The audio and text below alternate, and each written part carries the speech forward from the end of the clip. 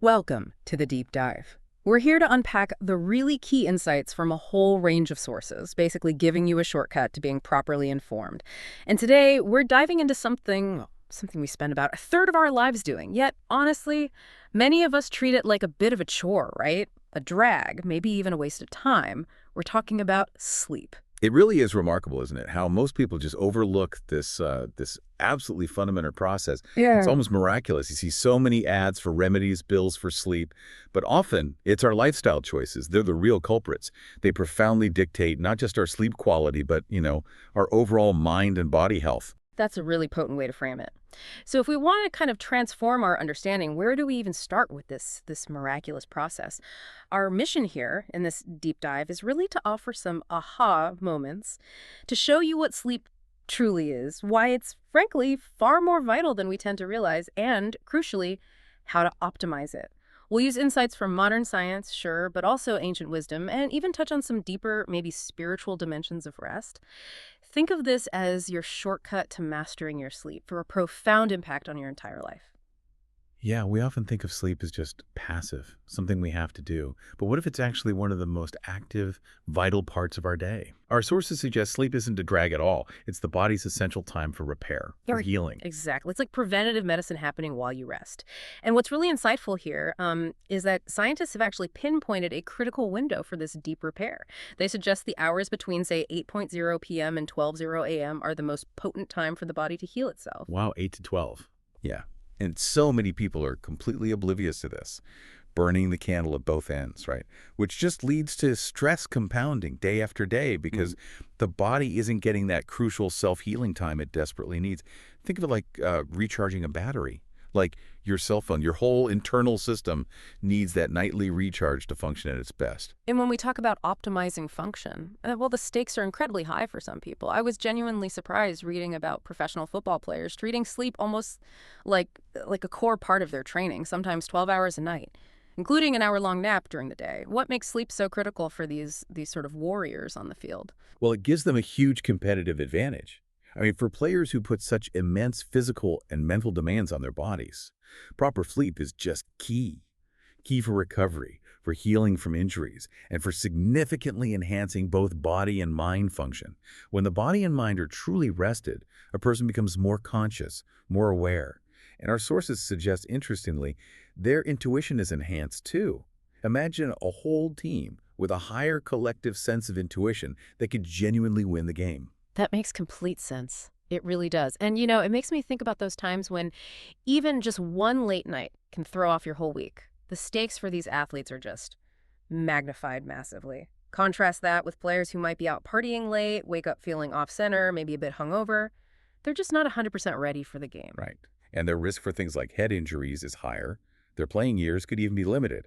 A tiny 1% advantage in such an intense field can literally be the difference between winning and losing. It's just about applying practical sense, really, aligning science with peak performance. Okay, so beyond the clear physical benefits, our sources dig into sleep's, well, its surprising role as almost a mirror of our mental state. It seems it's not just what you do, but how you think that shapes your rest. What did the research show about this direct link? Yeah, what's truly fascinating is this idea that sleepiness itself can be a direct result of, like, mental heaviness or dullness.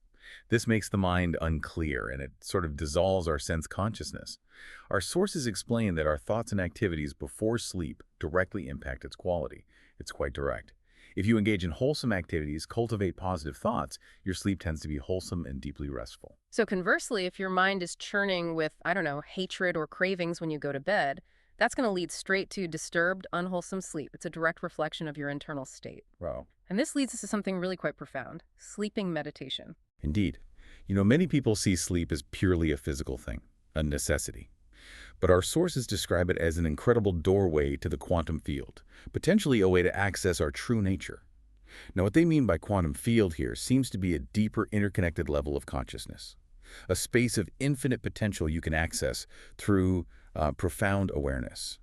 Sleeping meditation is really about maintaining this conscious awareness, even as the body sleeps and recharges. How does that work in practice? Well, techniques include things like focusing on your breath, using it to cultivate a deep sense of compassion and inner peace, like tapping into a wellspring of kindness within you. Other practices, like certain kinds of chakra meditation, aim to balance your energy centers, essentially cleansing the mind and body with calming, positive energy, promoting healing and integration. So it's about consciously engaging with that deepest level of rest, not just crashing out. And practically before bed, this might look like what? Blessing your day, learning from interactions, forgiving people, maybe yourself. Exactly. Releasing that emotional baggage that gets stored in the body is key. Plus, our dreams. They aren't just random noise, according to these sources. They can offer insights, advice, even warnings, though we often, undervalue them. These ancient insights really challenge our modern, often quite mechanical view of sleep. They invite us to see it not just as physical rest, but maybe as a gateway to deeper self-awareness. Our sources also dip into the perspectives of poets and philosophers, like the Sufi mystic Rumi. Right, Rumi. In Because I Cannot Sleep, he kind of illustrates a troubled mind finding an outlet in music. It highlights that tension between the heart and the mind. And then in Ode 314, he says something really provocative. Those who don't want to change, let them sleep. It suggests sleep can be a state of resistance to transformation, almost a refusal to grow. It's a powerful metaphor. It really is. And then there's Rabia Basri's dream fable. That has a pretty stark message, doesn't it? Your prayers are your light. Your devotion is your strength. Sleep is the enemy of both. Wow. It frames sleep not just as rest, but as a potential hindrance to spiritual devotion, sort of call to stay vigilant in your purpose. Similarly, Attar of Nishapur, in Looking for Your Own Face, offers this profound advice. Don't be dead or asleep or awake. Don't be anything to find what you most want, which points towards a state beyond conventional consciousness, maybe like a no-mind state, akin to deep meditation, perhaps. Interesting. And Khalil Gibran's The Sleepwalkers explores those hidden subconscious conflicts that seem to emerge when we are asleep or, unaware, only to be forgotten again when we wake up. It's like our true selves, or maybe our hidden struggles, come out when we're less guarded, only for the waking mind to suppress it all again. And there's that simple truth from our sources. The sun is always shining, we just fall asleep. It's a powerful reminder, isn't it? That the light, or maybe truth, is always there. We just enter a state of unawareness sometimes. This seems to lead towards a concept of personal accountability, perfectly captured by that phrase, I like to sleep well at night. Yes, and what's fascinating here is the direct link implied.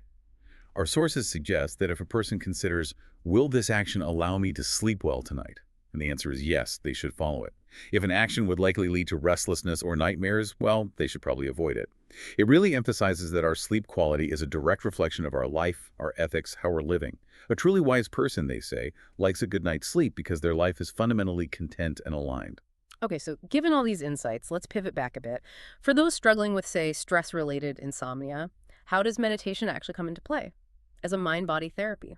Right. Meditation really helps by combining the mental work, things like mindfulness, focusing on the present moment, with physical aspects like deep breathing exercises.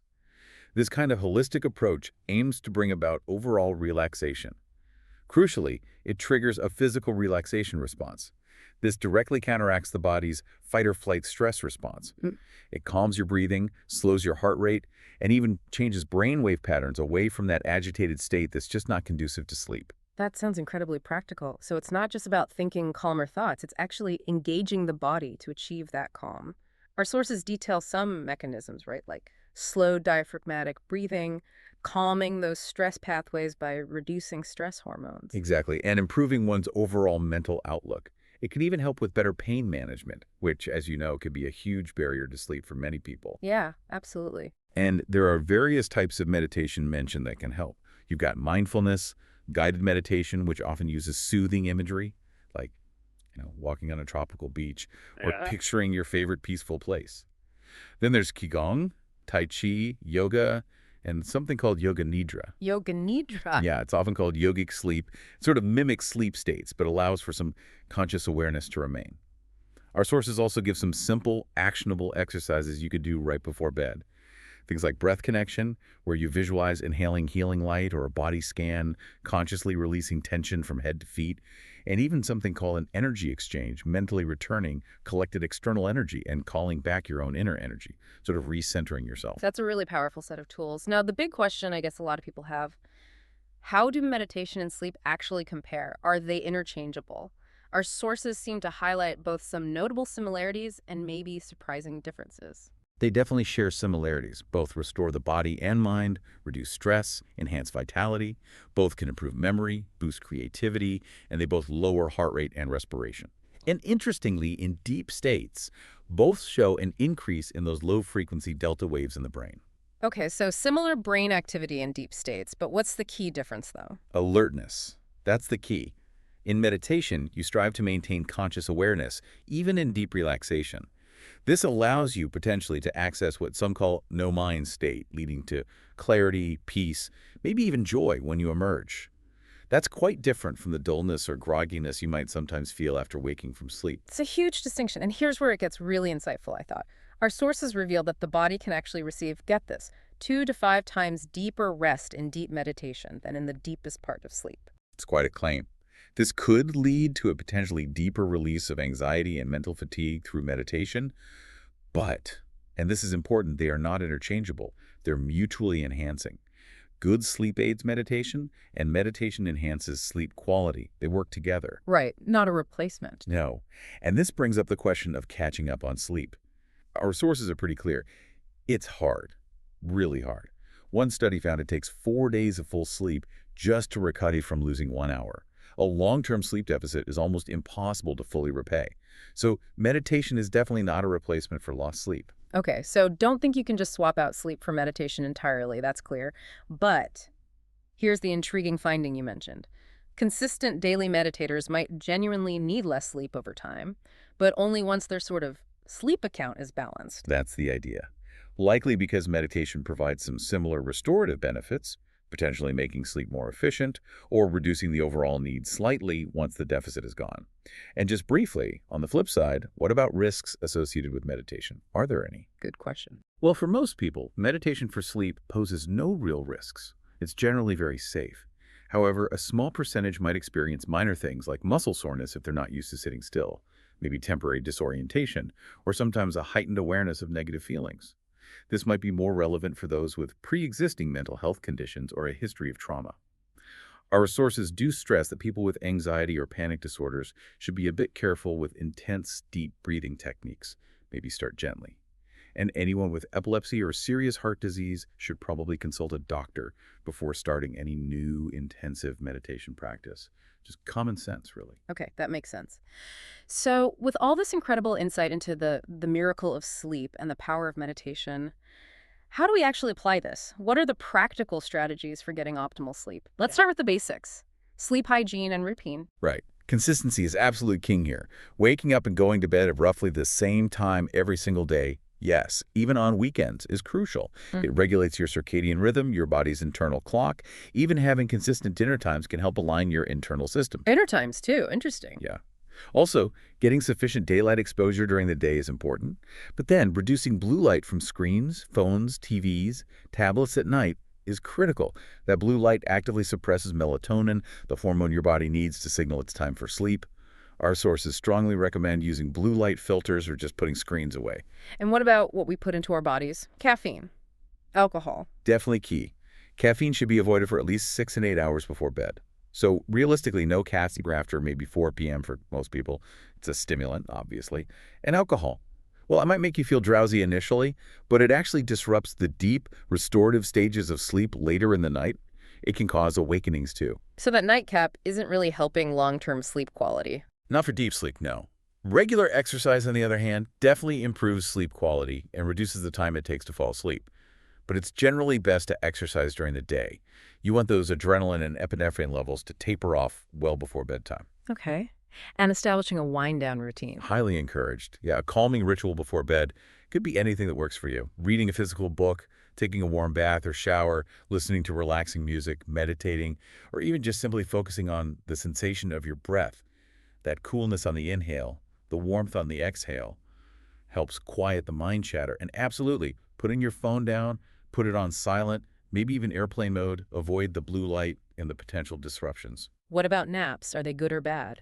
Well, our sources distinguish here. Short, 20-minute power naps can actually be beneficial, increasing alertness and productivity.